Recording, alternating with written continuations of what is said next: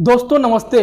उत्तर प्रदेश समेत 5 राज्यों के विधानसभा चुनाव के नतीजों ने क्या संदेश दिया है, जनता ने क्या मैसेज दिया है, जनादेश क्या कहता है, क्या आपने इसे बारीकी से समझने की कोशिश की? मैंने तो बहुत ही बारीकी से समझने की कोशिश तो नहीं की, क्योंकि आज मैं काफी व्यस्त था तो उतनी बारीकी से कवर नहीं कर पाया। लेकिन शाम के कुछ घंटों में जो मैंने चीजों को नोटिस किया है, प्रधानमंत्री को भी मैंने सुना और एक मैसेज जनता ने बहुत साफ दिया है, जो कि मेरे लिए आज का ये शीर्षक हो सकता है, या तो विकल्प दो, या तो मोदी ही रहने दो, या तो भाजपा ही रहने दो। स्पष्ट संदेश है। 5 राज्यों में 4 जगहों पर भाजपा आ गई है। देश के 18 राज्यों में भाजपा है और कांग्रेस सिमट करके छत्तीसगढ़ और राजस्थान में रह गई है। बाकी कहीं भी है तो स्टेपनी की भूमिका में कांग्रेस दिखाई पड़ती है। और पंजाब में यह साबित हो गया है कि जनता ने विकल्प को अपना आधार बनाया है और विकल्प को जिम्मेदारी दी है कि आप पंजाब को दिल्ली जैसा बनाइए। केजरीवाल के सामने चुनौती है कि वो अगर भगवंत मान को वहां पर मुख्यमंत्री उम्मीदवार उन्होंने घोषित किया था, अब शपथ भी लेंगे, तो ऐसे में पंजाब को दिल्ली के पैरेलल में खड़ा करने की चुनौती उनके पास होगी। और केजरीवाल की टिप्स, उनका निर्देशन शायद भगवंत मान की मदद करेगा। एक बड़ा मैसेज और है यहां पर, जो प्रधानमंत्री मोदी ने भी कहा कि इस देश में अब परिवारवाद की राजनीति नहीं चलेगी, जात धर्म पर बांटने की राजनीति नहीं चलेगी। जनता जो है एक तराजू है, वो काम करने की तराजू पर तोलेगी। जेपी नड्डा भी कह रहे थे कि हमने भी देखा कि कुछ लोग जो है एक विचारधारा की बात कर रहे थे, कह रहे थे कि सब विपक्षी पार्टी एक हो रहे हैं, गठबंधन कर रहे हैं, तो देखिए इसका असर आप पर होगा। कैसे देखते हैं आप? उन्होंने कहा कि पार्टियां गठबंधन कर रहे हैं लेकिन जनता गठबंधन नहीं कर रही है। वोटर जो है वो इंटैक्ट है, वो उन्हें पता है कि उन्हें किसको वोट करना है और कैसे आगे बढ़ना है। मैंने कहा स्पष्ट मैसेज है, या तो विकल्प दो या फिर भाजपा या मोदी ही रहने दो। यह संदेश यही है। केजरीवाल पंजाब में एंट्री के साथ ही वह अब जो है एक कांग्रेस के बराबर की पार्टी के रूप में अपने आप को स्थापित करने में सफल हो गए। उनकी पार्टी जो है आम आदमी पार्टी अब उसी तरह है। ठीक छत्तीसगढ़ राजस्थान में अगर कांग्रेस है तो वैसे ही अब केजरीवाल दिल्ली और पंजाब में है। मैंने कहा मैसेज देखिए, एक बड़ा मैसेज और मैं बताता हूं इस चुनाव का क्या है, जो मैं थोड़ी देर के स्टडी में आकलन कर पाया हूं कि कई बड़े चेहरे हार गए। जनता ने बड़े चेहरे के ऊपर कोई भरोसा नहीं दिखाया है। आप उत्तराखंड में देखिए, खुद सीएम कैंडिडेट जो वहां पे सीएम थे पुष्कर धामी, वो खुद चुनाव हार गए। ठीक उसी तरह से उत्तराखंड में सरकार बनाने में भाजपा सफल रहेगी क्योंकि बहुमत की ओर है। और पंजाब का भी हाल देखिए, और पंजाब में कई ऐसे बड़े चेहरे चुनाव हारे हैं। लेकिन इसको जरा एक चीज से जोड़ते हैं, पंजाब को और उत्तराखंड को। हिमाचल प्रदेश में भी चुनाव हुए थे, प्रेम सिंह धूमल चुनाव हार गए थे। वो कैंपेन को लीड भी कर रहे थे लेकिन जनता ने उन पर भरोसा नहीं जताया। मतलब स्पष्ट संदेश है कि चेहरा नरेंद्र मोदी का रहता है। प्रधानमंत्री जैसी छवि भाजपा की प्रस्तुत कर रहे हैं जनता के सामने, ठीक उसी छवि के आधार पर और उनके काम के आधार पर, और राज्य की सरकार जिनके साथ उनका जिनकी ट्यूनिंग है, वो सब मिलकर के जैसा काम करके दे रहे हैं, उसी के हिसाब से जो है जनता रिएक्ट कर रही है। अब देखिए कि पंजाब में प्रकाश सिंह बादल और सुखबीर सिंह बादल, पिता पुत्र, जो कभी सीएम और पूर्व जो डिप्टी सीएम रहे, दोनों ये सभी चुनाव हार गए। अमरिंदर सिंह जो सीएम रहे, इनका एक कद बहुत बड़ा कद है और ये चुनाव हार गए। नवजोत सिंह सिद्धू, जिन्हें पंजाब कांग्रेस ने बड़ी जिम्मेदारी दी, वो चुनाव हार गए। तो इससे आप अंदाजा लगाइए। उधर देखिए संगीत सोम का बड़ा नाम सुनते थे हम लोग, उत्तर प्रदेश में चुनाव हार गए। शिक्षा मंत्री सतीश द्विवेदी वो चुनाव हारे हैं।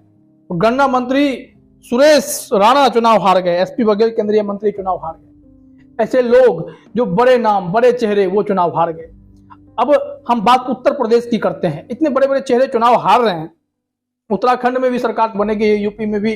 चलिए, सीटों का नुकसान हुआ है, सपा को थोड़ा फायदा हुआ है, लेकिन सत्ता के करीब अगर नहीं पहुंच पाए, सरकार नहीं बना पाए, तो फिर एक मैसेज साफ है कि जनता ने आपके मुकाबले अधिक फिर से बीजेपी को ही पसंद किया है। एक संदेश और देखिए, मैं बार बार मैं मैसेज की बात कर रहा हूं, जनता कैसे कैसे रिएक्ट किए पूरे चुनाव में, वो देखिए।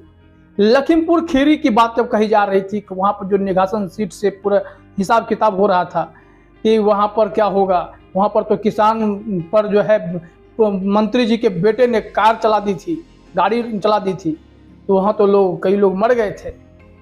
तो क्या वहां पर वोट पड़ेगा? स्थिति यह हो गई थी कि उस सीट पर जो निघासन का इलाका था लखीमपुर खीरी में, कि वहां पर कोई प्रचार करने भी नहीं जा रहा था, जहां पर से ये घटना घटी थी उस क्षेत्र में बीजेपी का कैंडिडेट, बशर्ते कैंडिडेट खड़े हुए। और आश्चर्य की बात है कि 8 में से 8 सीट लखीमपुर की विधानसभा सीटों पर भाजपा ने ही जीत दर्ज की है। और बीजेपी का स्टैंड देखिए, इतने सारे दबाव के बाद, इतने एक्शन के बाद, जेल, जमानत, मंत्री जी पर, केंद्रीय मंत्री जी पर जो है वो इस्तीफा देने की का दबाव, ये तमाम चीजें थी। इन सब चीजों को दरकिनार करते हुए बीजेपी ने ना, एक तो जमानत भी मिली गई, दूसरी बात उनका इस्तीफा नहीं लिया गया, और फिर जब चुनाव में प्रचार करने के लिए उस सीट पर बीजेपी के कैंडिडेट जा नहीं सके, लोगों ने कहा कि हम लोग तो फाइल लेकर के बैठे हुए थे, आते तो हम हिसाब लेते उनसे, बावजूद इसके लोगों ने वोट किया। मतलब किसान मुद्दा नहीं बना। अब देखिए कैसे एक चेहरा बनाया गया कि योगी आदित्यनाथ जिस हिसाब से एक्शन ले रहे हैं, सीए एनआरसी का आंदोलन हुआ था या किसानों का आंदोलन हुआ था, तो इन सारे चीज़ों में जिस तरह से आंदोलन में तोड़ फोड़ किया गया, ये वसूली करने लगे, कहीं जिन्होंने तोड़ा है उनका हम हिसाब लेंगे, और भी कई ऐसे घटनाक्रम जो उदाहरण पेश कर रहे थे, जो एक तरफ योगी की छवि को निगेटिव दिखाई जा रही थी, वहीं लगातार योगी एक्शन ले रहे थे, गुंडों के ऊपर एक्शन ले रहे थे, इन लोगों के ऊपर एक्शन लेने लगे। तो इसे लगा कि नहीं, योगी बहुत कड़क स्वभाव के हैं, ऐसे सीएम रहेंगे तो जनता परेशान हो जाएगी, लेकिन ऐसा नहीं था। जनता ने कहा कि ऐसा ही सीएम चाहिए, उत्तर प्रदेश को एक रफ एंड टफ सीएम चाहिए जो डिसीजन लेने में सक्षम हो।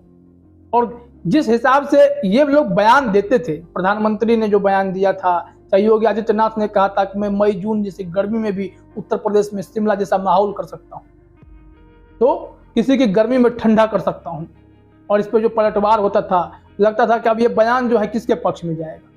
जाति धर्म के मुद्दे को देखा जाए तो योगी आदित्यनाथ ने आखिरी मौके पर कह दिया था, मैं मुसलमानों से भी प्यार करता हूं, वो भी मुझसे प्यार करते हैं। साइकिल, बम विस्फोट, जैसे कई मुद्दों को प्रधानमंत्री मोदी ने उठाया था।